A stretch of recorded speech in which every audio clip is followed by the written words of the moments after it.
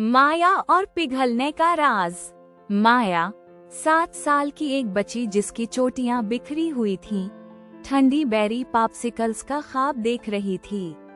गर्मियों का सूरज तेजी से चमक रहा था, जिससे उसके पिछवाड़े में खेलना इसे और भी गर्म महसूस हो रहा था। इसने मीठी बेरियां, एक बली नडर और खाली सांचे इकट्ठे किए। अपनी ठंडी मीठी चीजें बनाने के लिए बेताब थी। एहतियात से माया ने बेरियों को थोड़े से पानी के साथ बलीनट किया, यहाँ तक कि वो एक हमवार जामुनी रंग का माए बन गया।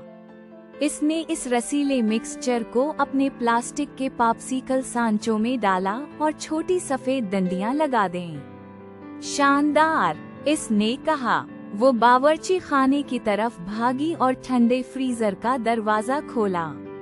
सांचों को अंदर रखते हुए उसने बाद में एक ठंडी मीठी पॉप्सिकल खाने का तस्वुर किया।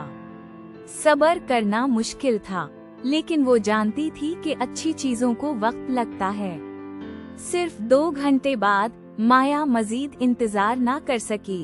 उसने एक सांचा निकाला और पॉप्सिकल की डंडी को हिलाया। डंडी आसानी से बाहर आ गई। पीछे एक नरम, आधा जमा हुआ बेरी का घोल रह गया। ये ठोस नहीं था। मायूस होकर माया ने आह भरी। उसकी पॉप्सिकल काउंटर पर टपकने लगी, जिससे एक चपचपा जामुनी रंग का छोटा सा तालाब बन गया।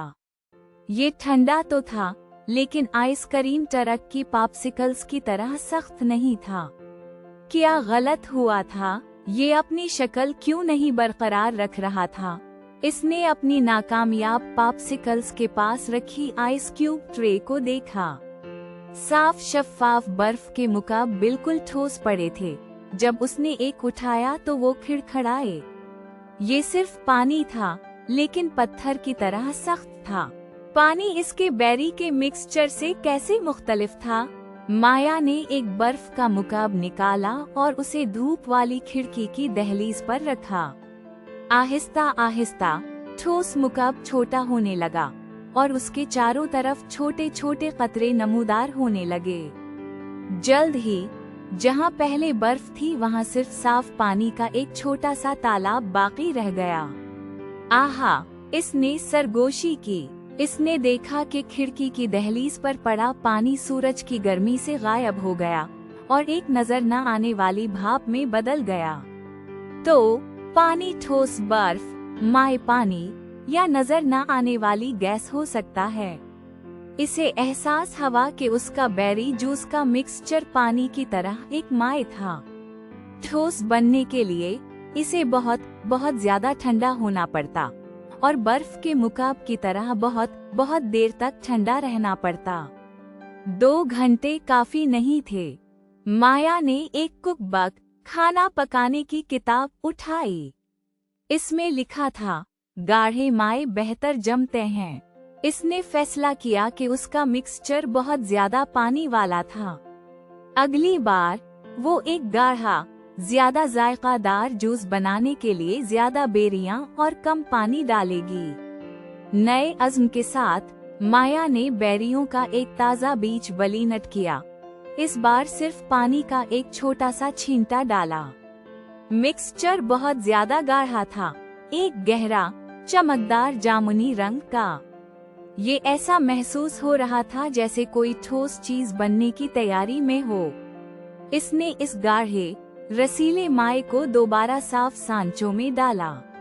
वो दोबारा फ्रीजर में चले गए, लेकिन इस बार माया ने सुबह तक इंतजार करने का पक्का वादा किया। इसे वाकई ठोस पॉप्सिकल्स चाहिए थी। अगली सुबह माया फ्रीजर की तरफ दबे पाँव गई। इसने एहतियात से एक सांचा निकाला और आहिस्ता से डंडी को घुमाया। इस बार एक बिल्कुल ठोस, गहरे जामुनी रंग की पॉप्सिकल बाहर निकली, जो खूबसूरती से अपनी शक्ल बरकरार रखे हुए थी। खुशी से चलाते हुए माया ने एक बड़ा लुक़मा लिया। पॉप्सिकल ठंडी, सख्त और बेरी के जायके से भरी हुई थी। ये ना टपकी और ना ही जल्दी पिघली। ये एक हकीकी, तरोताजा करने वाली चीज थी, बिल्कुल वैसी ही जैसी उसने उम्मीद की थी। माया मुस्कुराई, अपनी मजेदार ठोस पॉप्सिकल्स अपनी माँ के साथ बांटते हुए। इसने सीखा था कि जब माए बहुत ठंडे होते हैं तो वो कैसे बदलते हैं, उसे समझना ही गर्मियों की बेहतरीन मीठी चीजें बनाने का राज है।